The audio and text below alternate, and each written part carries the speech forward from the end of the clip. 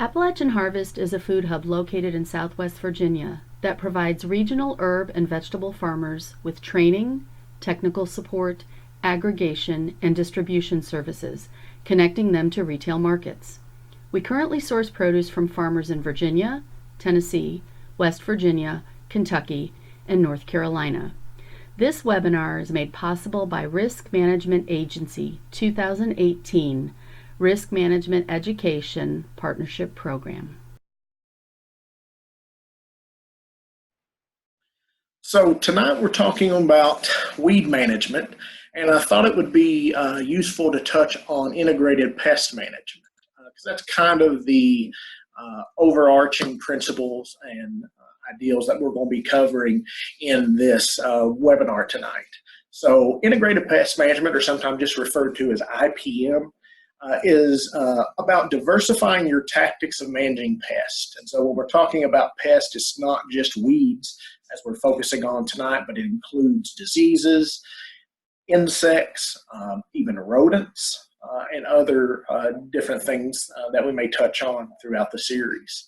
What you're looking at doing is looking at different efforts to accomplish the same ultimate goal of controlling pests in a manner that is both acceptable and also economically feasible. So you're looking at cultural methods, mechanical methods, biological, and chemical practices. And we're going to talk about each one of those broad areas tonight in regards to weed management. One thing that's important to remember about integrated pest management is it's targeted at specific pests. So we really won't be talking about thresholds or things of that nature tonight, but especially for our agronomic crops or row crops such as corn, wheat, things of that nature, soybean. We have a lot of very good research that tells us, whenever we're out scouting in a field, whenever we're looking at our crop growing, we can actually examine and count the number of different insects that may be present or the number of different signs of a disease we might see, and that can give us an indication of whether or not we actually need to treat. A few insects here or there, for most insects, isn't a big deal. It doesn't reach an economic threshold. So unfortunately, we don't have economic thresholds quite as well defined when it comes to weeds, but still the theory does apply. It's just a few weeds here or there. We're not going to be that concerned with it.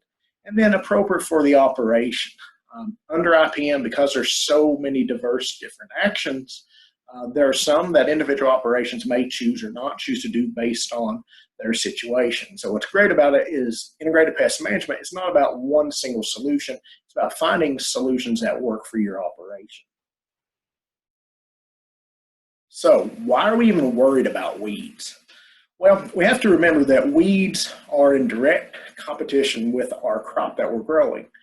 So they're in competition for nutrients, water, and sunlight primarily.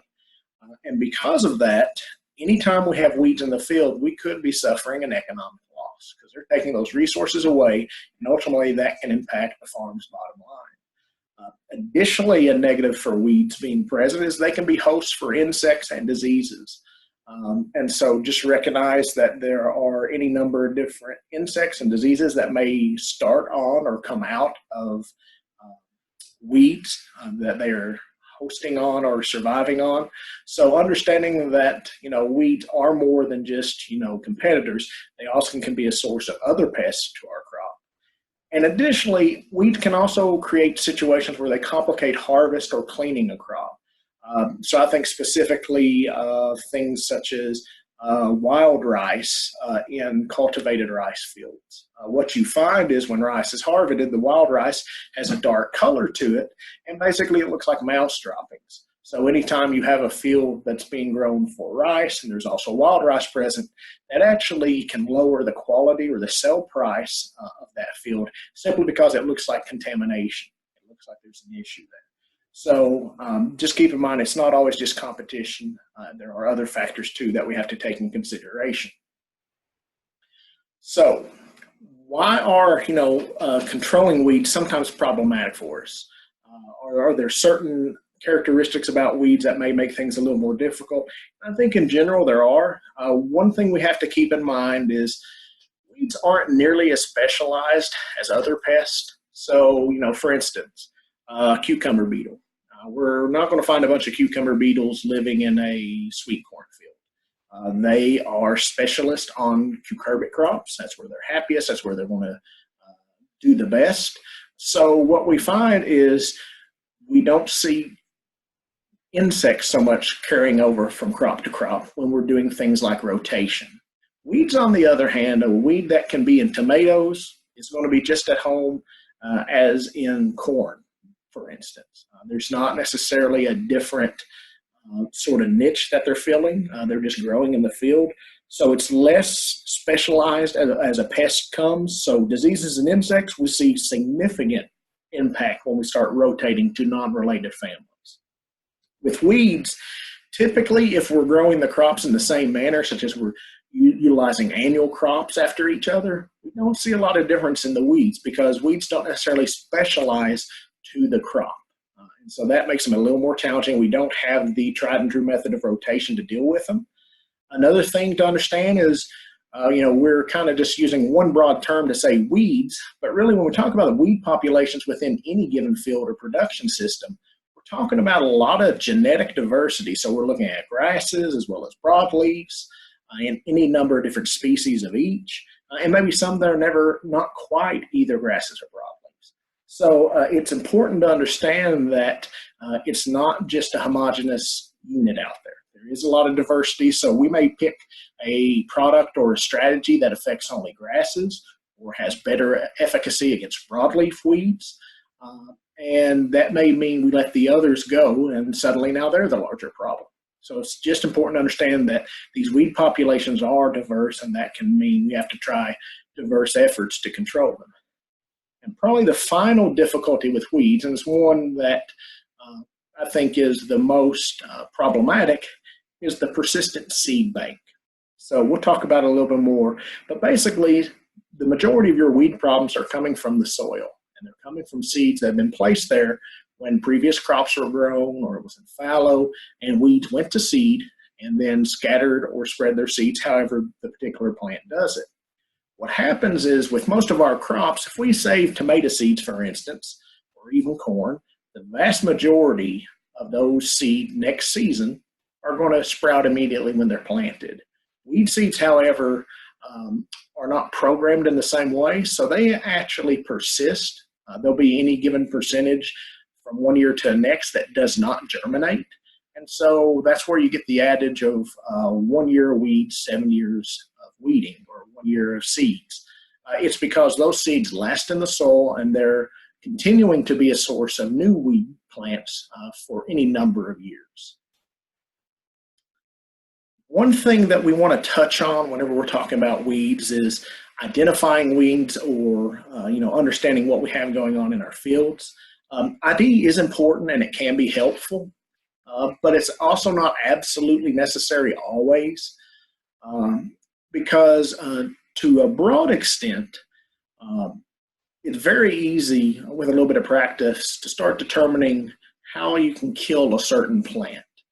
So there's almost a joke among extension circles. When someone would bring in a weed to ID or something like that, you ask the question, do you really want to know what this weed is, or you just want to know how to kill it?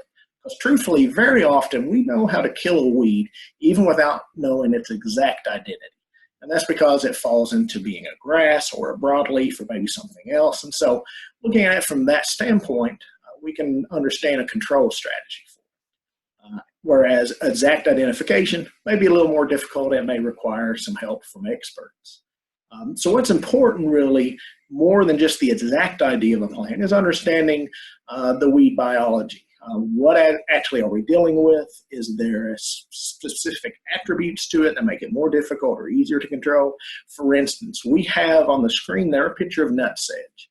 So nutsedge itself looks very grass-like, especially when it's younger. That kind of seed head looks a little bit odd, but still it definitely looks more grass-like than broadleaf. The problem is it's not actually a grass. And so if you treat this and deal with it trying to kill a grass, you'll very simply not have good control. So for instance, herbicides that are specifically targeted for grasses will have no effect on this plant. And so understanding that is more important than knowing exactly which nutsedge it might be. but understanding that nut sedges are not grasses is the more important part. So it does come into play, but don't worry, you don't have to be an expert on identifying weeds. One of the best strategies we can use for weed control and weed management under IPM is our preventative actions. So how do we create situations that don't cause us problems, basically? One of those is to use seed that is free from weed seed itself. So typically, if you're buying commercial seed, one of the checks that it goes through within any given state is a verification of the quality of it. And so they'll actually examine and make sure that meets a minimum percentage of non-weed seeds within the product. So typically, if we're buying seeds, we're in good shape there. If you are saving seeds, that might be a little bit of an issue, especially if you're saving cover crop seeds or something like that. So just understand that we can perpetuate and move weeds around if we're not using good weed-free seeds. Additionally, mulches are great. They're one strategy for actually controlling weeds. But depending on what the mulch material is, we can actually be introducing weeds. So for instance, utilizing hay or even manures can be a source of weed seeds. So we need to pay attention if we're using hay that we're familiar with the production behind it, so that we're not utilizing something with a lot of seeds in it. Quite truthfully, it's probably a best practice to actually be fully composting hay. So compost and manures that are thoroughly composted will have the weed seeds killed within them because they reach a high enough temperature for a long enough period of time. By the same token, improperly composted manures or even just compost of plant matter such as hay or something like that can actually have weed seeds that are active in it. So just understanding the source of different materials we may be using and what they can contribute in a negative way is important. Another thing is we want to pay attention to equipment being a vector or a mover of seeds. So it's not uncommon if you've ever bush hogged fields or cut hay or anything like that. If you actually look at your cutting equipment, most of the time there's a lot of debris on it, including a lot of seeds. If you don't clean those off, or if you go into another field that may not have a particular weed problem, it's very easy to introduce that weed to a new field or a new area. So paying attention to equipment that we're using and making sure we're doing some basic sanitary procedures, such as blowing it out with compressed air or even leaf blowers, things of that nature, can go a long way to help reducing the chance of moving weed seeds. And lastly, I think this is one of the most important, healthy crops will always withstand weed pressure better than crops that are stressed. So when we have a crop that is properly fertilized and irrigated, it's growing healthy and strong, we're going to have the most resilient crop out there, and it's going to better withstand weed pressure. But it doesn't mean we don't still have to do some control efforts, but we're definitely starting off with a plus in our column if we have healthy crops. So I mentioned this before. Again, a huge issue is whenever we allow weeds to go to seed in our production areas. And it goes back to that creation of the seed bank in the soil. Weed seeds don't all germinate at once. So there's the old adage of 1 year of seeds, 7 years of weeds. And probably it's not a bad exaggeration. And in some plants, it may be woefully short of how long those seeds can actually survive in the field. And so, for instance, a single pigweed plant can actually produce 500,000 seeds. That's just one plant.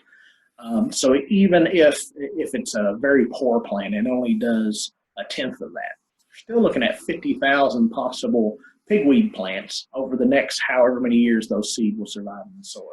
So definitely, anytime we can prevent weeds from going to seed, we're going to lessen the job we have to do in the future. Because anytime we're allowing those seeds to go into the soil, we're just prolonging our efforts that we'll have to be doing to control those. So back to kind of the big umbrella portion of IPM, cultural control. These are practices that are going to reduce pest establishment, reproduction, movement, and survival. So a lot of the strategies we've already talked about, you could easily tuck under this category. One thing to mention, crop spacing or density. And specifically, we're kind of looking at the canopy closure, or when do those plants start blocking out the majority of the sunlight to the ground, which is good. You know, in the perfect field, we would have 100% of the ground blocked by plants because then they're using the area most efficiently. They're not allowing sunlight through for weeds. Realistically, we need to have drive road harvest areas, things where we can move through the field. But whenever we do like what you see in the picture there, where we have multiple rows together rather than just doing single rows with multiple spacing, what this does is this allows for those 3 rows to be in a smaller area, and it also allows us to crowd out weeds growing in between those rows. So it's important to realize sometimes changing up our methods can actually yield good results. And this is actually a picture from trials that were conducted both in North Carolina and Virginia, and it was looking at, does this spacing result in good yields? And in fact, what it found is this actually beats some lesser spacing or less dense cropping methods on a per acre basis. So this is actually not only a benefit for weed control and other things, it's also a benefit from a production standpoint, from a yield standpoint. So it's definitely a good thing. Another thing we need to think about is tillage. Tillage, especially in vegetables, is something we do quite a bit of. And there's also need to be a conversation about no-till. Because one of the things that happens when we till is we are always reintroducing seeds from the seed bank in the soil.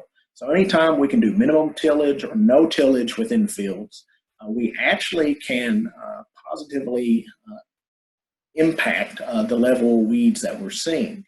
So tillage is definitely a part of vegetable production as a whole, and there are strategies we can use to help minimize the negative sides of tillage. But definitely examining when we're tilling, do we have a need for it, do we have a purpose for it? And the same thing too, tillage is actually an excellent way, or cultivation is a great way to control weeds, but we have to do it in a manner and a timing that's well. If we wait too late, if we have really large weeds present, things of that nature, suddenly tillage doesn't work as well. And so understanding the limitations of that method is good. Another thing is irrigation and where we're placing water. So much of vegetable production, at least in our region, occurs with drip irrigation. One of the great things about drip irrigation is you're only irrigating the direct bed space where we have our crop growing. What's so positive about that is that means we're not watering anything that's not right there with the plants. So while we can have weeds pop up through the holes in plastic, for instance, or poke around plants that we might have planted on bare ground, if we're irrigating only in that little stretch, we're not irrigating the entire field. And that means we're limiting water and the availability of it to weeds. So irrigation, where we're placing it, how we're using it, can also positively impact possibility of weeds in our field.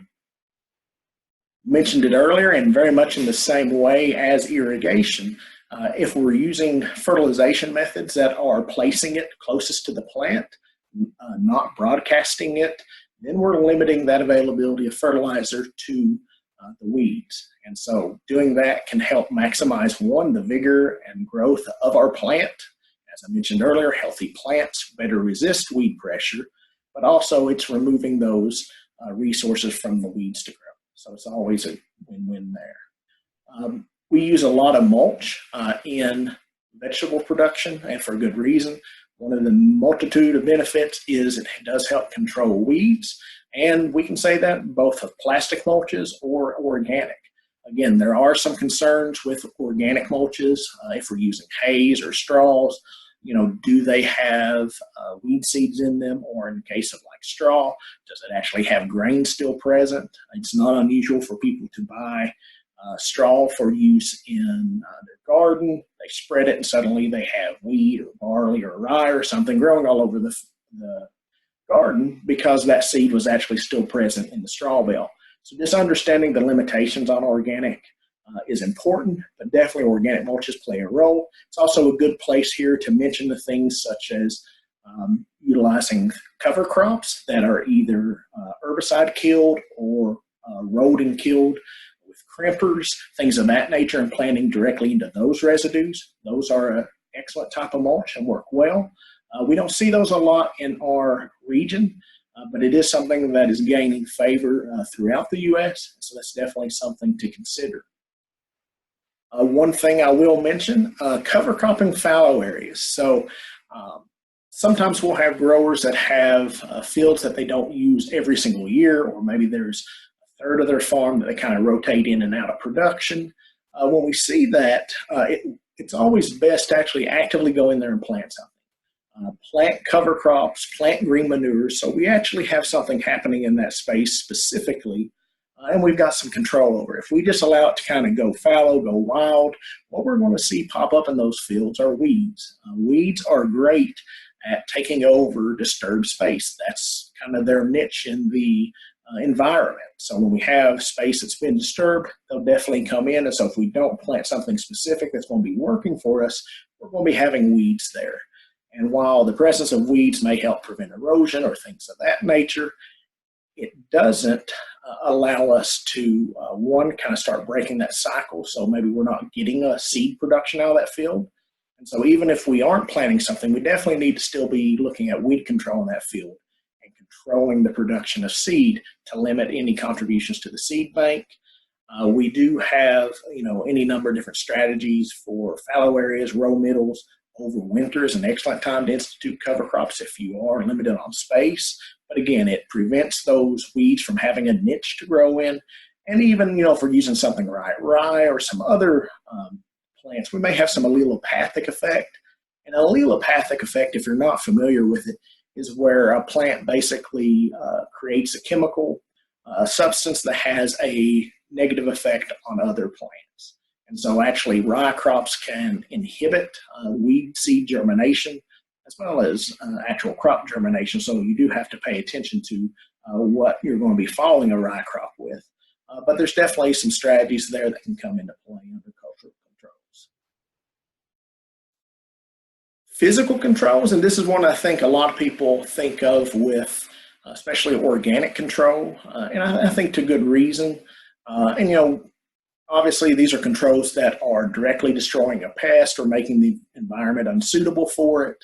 So cultivation, whether we're talking about using tillage equipment or, we're talking about hand hose and things of that nature, cultivation is probably the number one strategy that we see used most often. It's effective. It typically utilizes resources the farm already has, and so it's easy to implement. There are strategies like flaming that can be highly effective, but typically a lot of farms don't have necessarily propane flaming setups ready to go. Another one we'll see used sometimes, especially if it's a farm that's got livestock present, is grazing. There are ways to do grazing well and poorly if we're talking about weed pressure. So definitely increasing the density above what we might normally stock in an area and leaving them there for longer, to make sure that they are actively consuming and impacting those weed species are important. Mowing is one we see quite a bit, especially in row middles and drive rows within the organic production community. A lot of farmers like to have something living in between their rows and the row middles, and it does help keep down mud and rain splash and things of that nature. But they also need to manage it so they can get in and out of the field easily, and it's not a bear to deal with if you're having to harvest. So mowing and weed eating in those areas we see quite a bit. It is effective.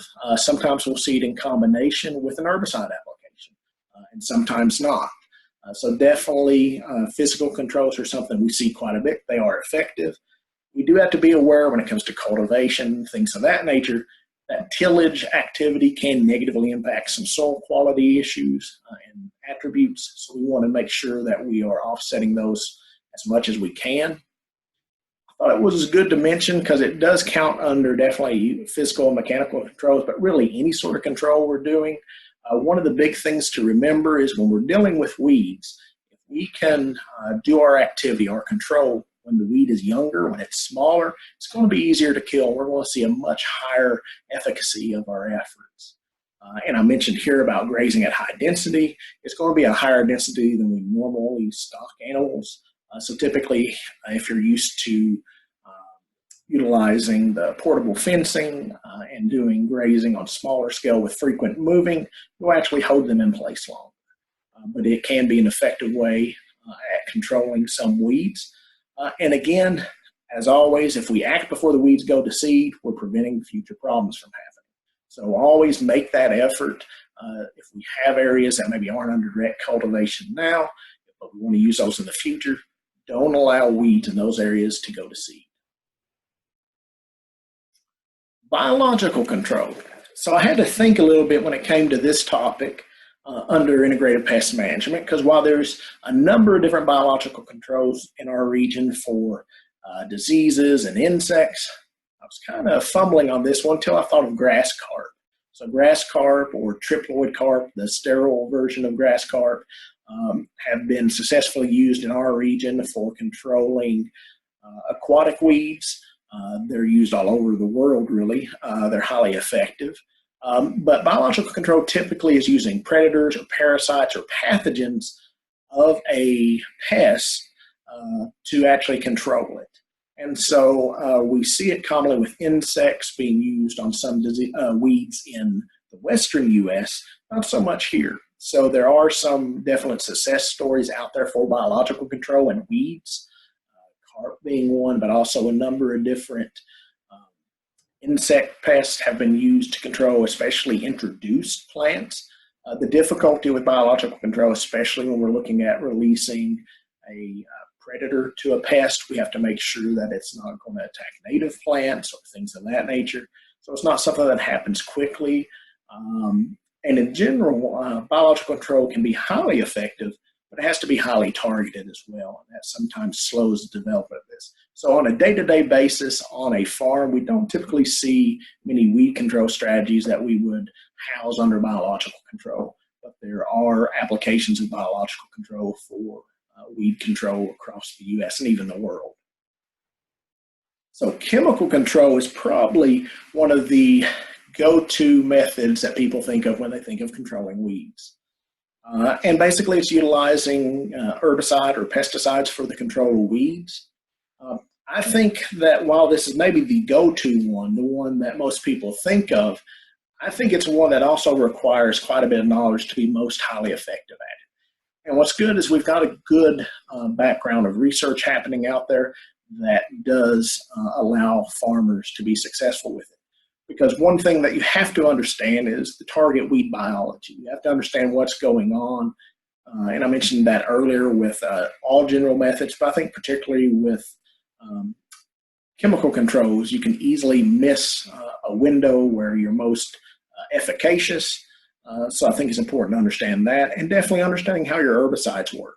Not all herbicides work in the same way, and so applying one in the incorrect manner will simply yield no results for you and could even negatively impact something. So it's definitely important that whenever we look at using chemical controls, we do so from a place of knowledge.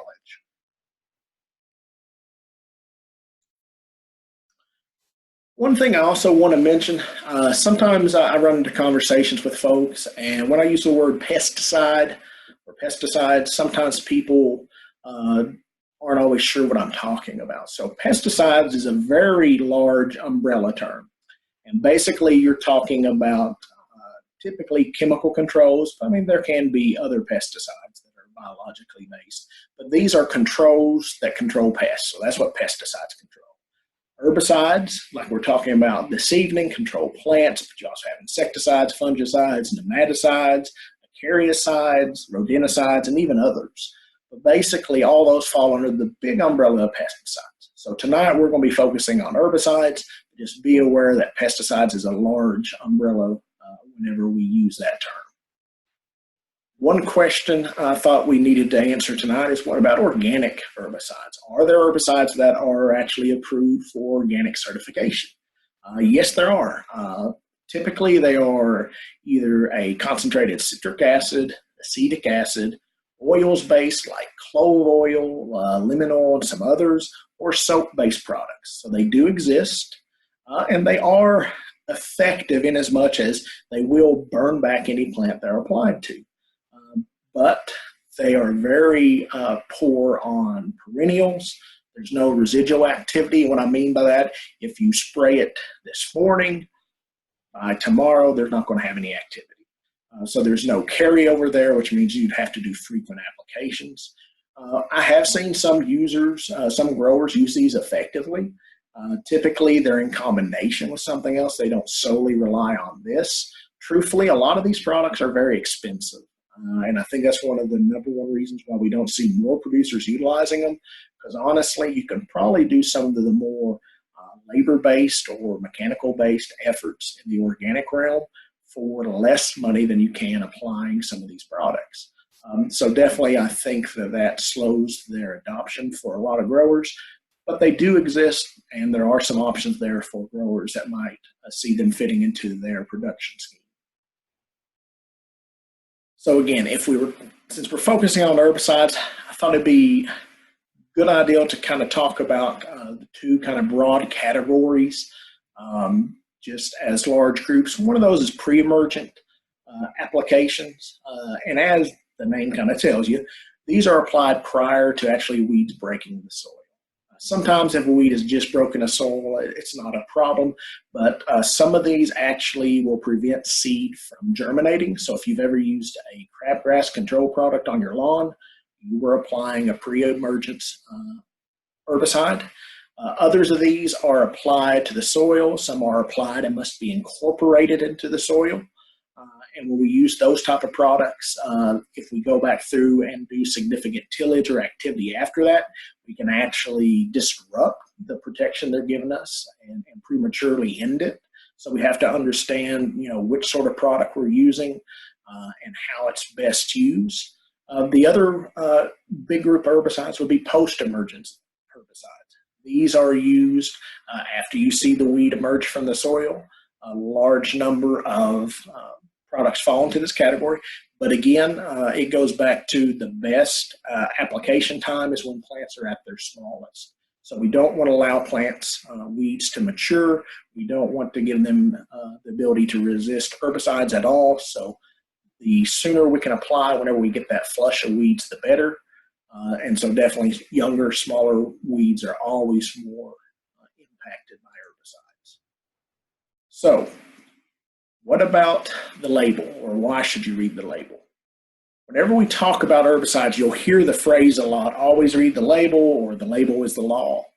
And really what we're saying is that the only way you can know how to effectively and safely use herbicides is to go by the label. Because for me, what the label actually represents is the directions to be successful in the control I'm doing. Because one, the producer of that product, that company, wants me to have the greatest success possible, so I'll come back and use their product again. Not only that, it's going to tell me how to be safe in my application, and it's going to tell me how to be legal. So there are any number of different restrictions on how and when we can use these different products. Some of them apply to the protective equipment you may have to wear when applying those, or a pre-harvest interval, or how many days between application versus harvesting of a crop. So all these sort of things are contained within the label. It's a lot of information, but it's a lot of good information. So it is important that you do review that label. Labels do change. So just because you're familiar with the product and have used it in the past, doesn't mean you shouldn't take the time to review that label. There's a lot of information on the label, and you can see I think there's 12 or so categories here that every label will have on it.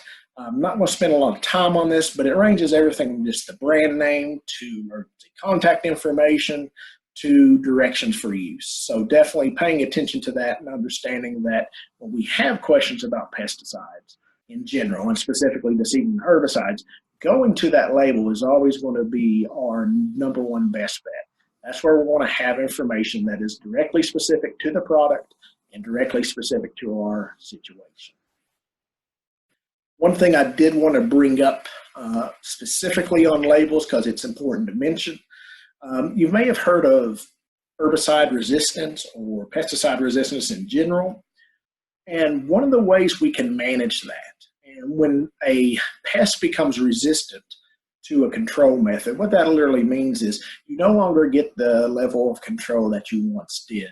So it doesn't necessarily mean it's immune to it, But over time, if we see a population becoming resistant to, for instance, a particular herbicide, then we'll see that herbicide no longer is controlling that pest in the way we expected.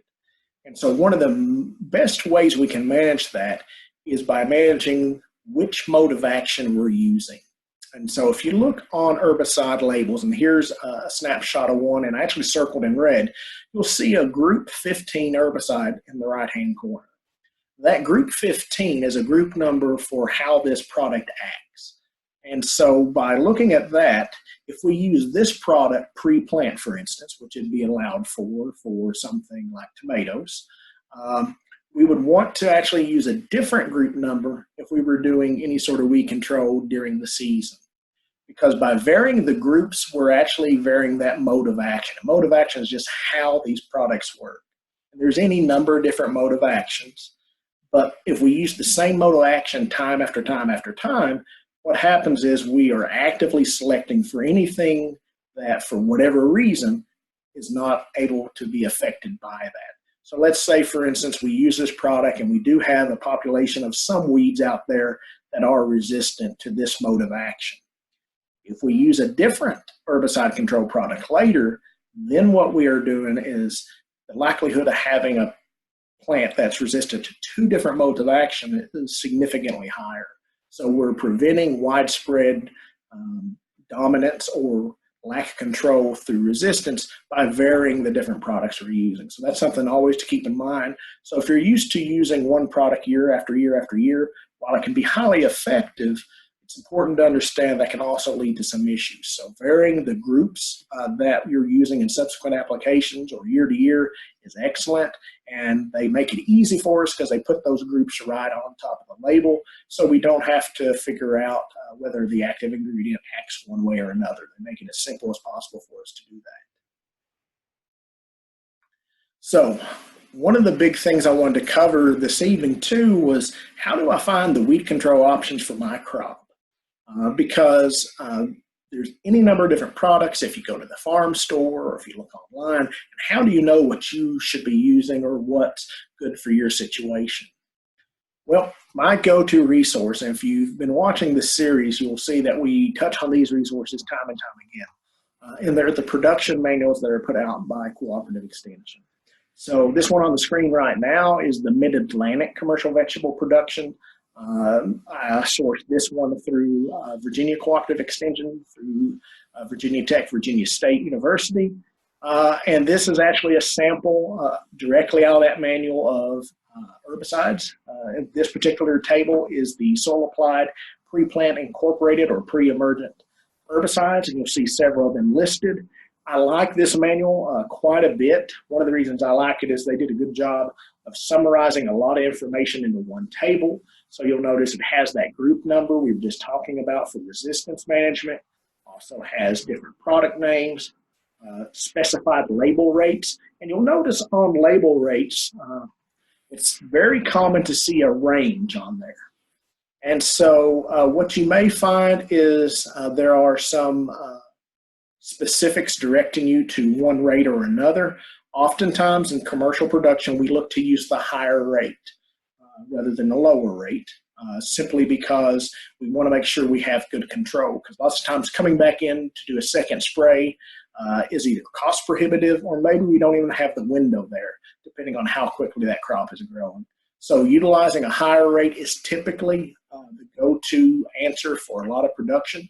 But we have to be aware too, if you look on the second product that's listed there, you'll actually see in bold under the bullets, do not use or reduce the rate when cold, wet soil conditions are expected or crop injury may result. So there are times when we definitely would back off a high rate depending on what's happening in the environment with that product.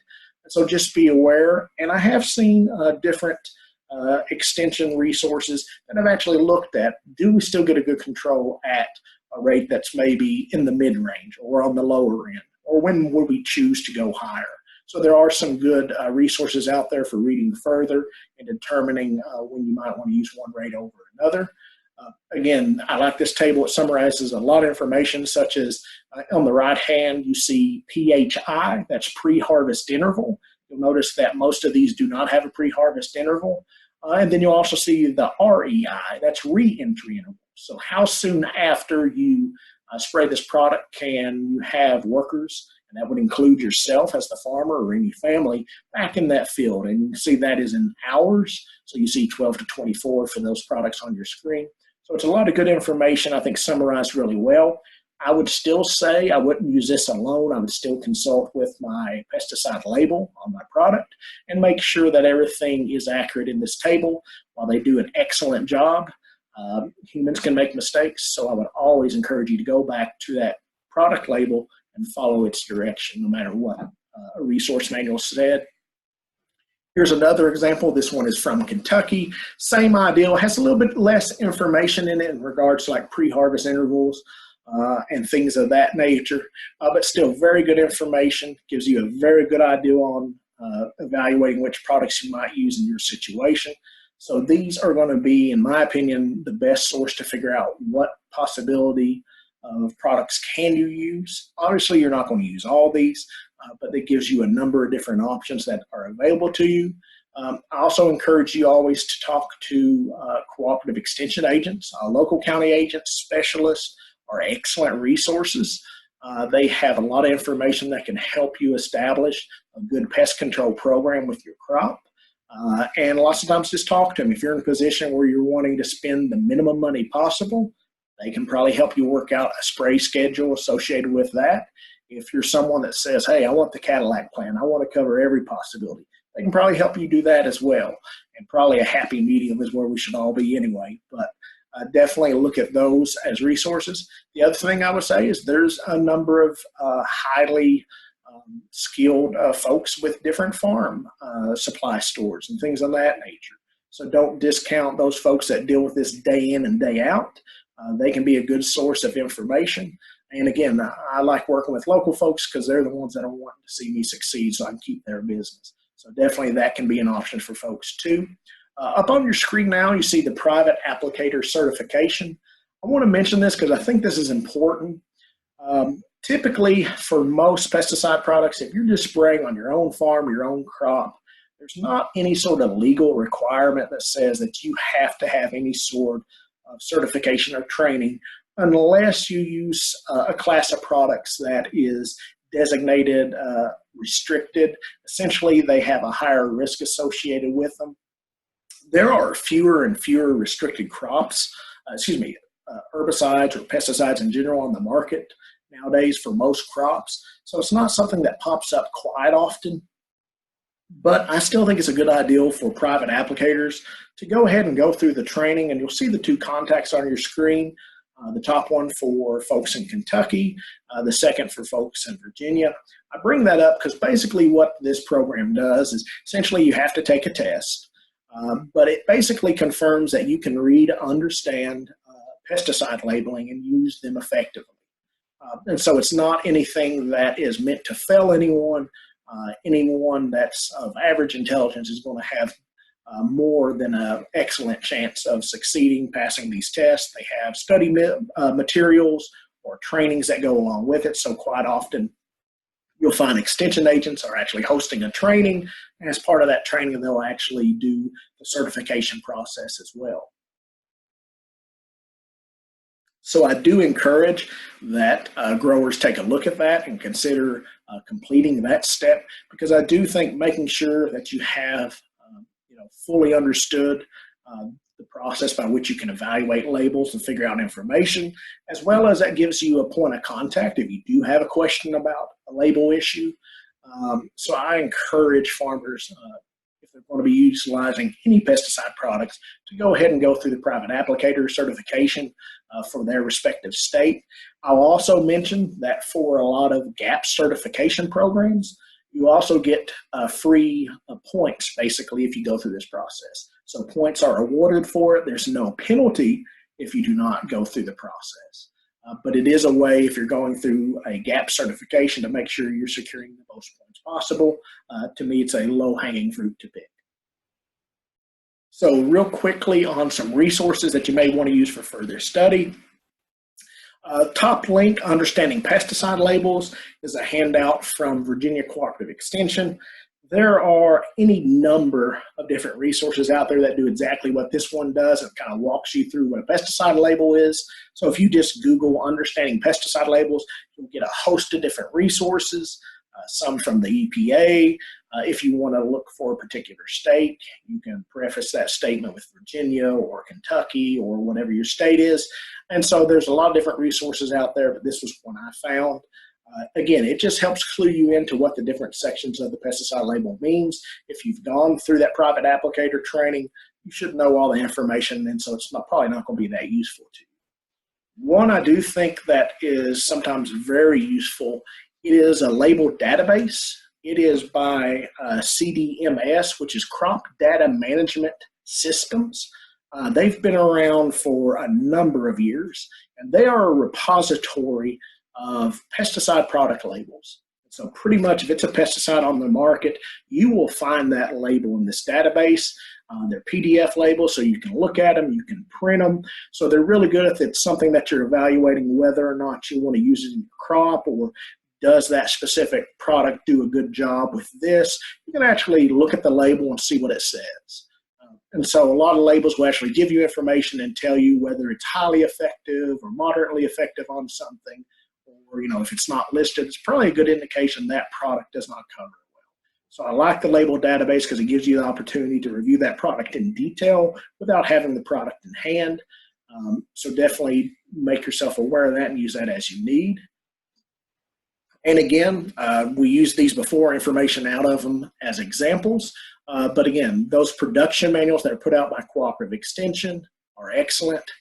I will say one thing about the Mid-Atlantic guide. I really like it. I like the way it's arranged. Just understand that it covers 6 states. And there are some restrictions based on which state you're in. So sometimes a state can actually get what's called a 24C label. That's kind of like a special use registration. Typically, it's in response to a specific need. So researchers, typically Cooperative Extension, can actually submit a 24C label saying that we need this product for this reason, for this crop. And so you may find some things in there that say, New Jersey only, or Virginia only, or Virginia until this date. So just be aware that those recommendations may not apply to every state that's reading that manual. So just understand that. And again, go back to your label and understand what is and does not apply to you based on where you're at. Other than that caveat, I think either manual is excellent, and I encourage you to utilize those.